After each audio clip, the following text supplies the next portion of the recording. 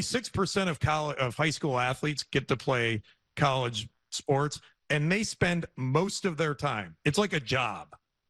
Being an athlete in college is like a full-time job.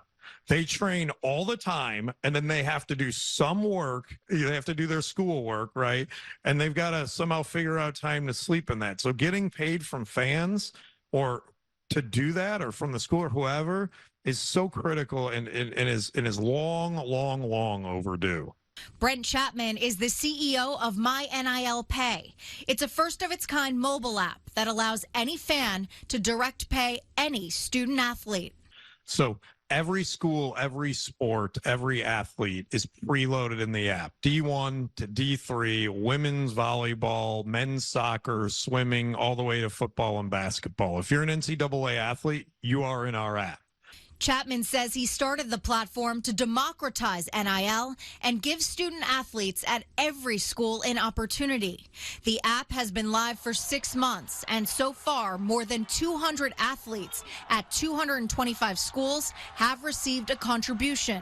The average transaction is $36, and the process is simple. So you select any athlete, like you can select Paige Beckers or Tristan Newton or any other UConn Husky that you want to support, and you put in the amount you want, $20, $50, $100, $1,000, and they'll get a alert that you sent them money via their .edu email address. They go in, they sign up. If they're not already in, they claim their account, and that's it.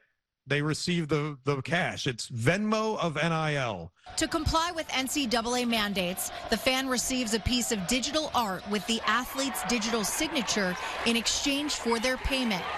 How important is it for these college athletes to finally be able to monetize their talents? If a D3 student athlete could get an extra $500 or $1,000 or $2,000 a year from fans, that's significant. That really helps them in their collegiate journey. And I think that is where we believe we're helping. Also helping are what's known as collectives, organizations founded by alumni or supporters to connect athletes to money-making opportunities. One that benefits the University of Connecticut specifically is the D'Amelio Huskies Collective. It was launched last May by none other than Mark D'Amelio, a UConn alum and father of social media sensations Charlie and Dixie D'Amelio. My role is to, try to raise money to put money in student athletes' pockets, but also help them develop their brand and do all the things that I did for my daughters and our family for the UConn athletes. A Norwalk native and 1991 UConn graduate, D'Amelio says he recognized that NIL deals were changing the college athletics landscape, and he wanted to step up and use his skill set to help his alma mater. You guys obviously have very busy careers and great careers. This is not something that you had to do. Why was it important for you to get involved with this and help give back to UConn?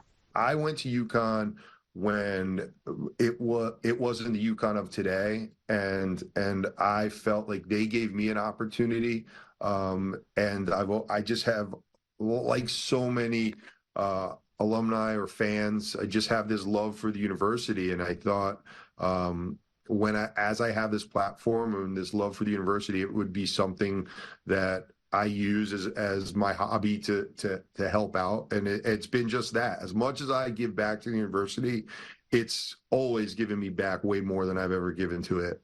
After a disappointing 2-9 season, head coach Jim Mora voiced his frustrations about the team's lack of NIL funds, which he says makes it more challenging to lure better players to the program. You cannot win without players. You cannot get players in this day and age, as unfortunate as it is, as uncomfortable as it is, without money, dollars to pay them. Without the donor base of perhaps an SEC school, D'Amelio continues to think outside the box, looking for cool opportunities for his student athletes. They include UConn football running back Victor Rosa, quarterback Taquan Roberson, and men's basketball Stefan Castle and Donovan Clingan. I think we need to educate the fans and let them know that this is the new way things are happening. And I think there will be guardrails put on it. But right now, the way we do things is the money that is donated to the collective that and I put up the lion's share of the money, and we have accepted donations and from other people. It does go right into the student athletes' hands, and I think getting that message across and showing that has probably been the hardest part. And Mark is such a great guy. He does so much for the university. Now, according to the NIL store last month, UConn was number 2 in terms of top selling stores. But again, Joe, it's really going to be up to the fans to keep that momentum going.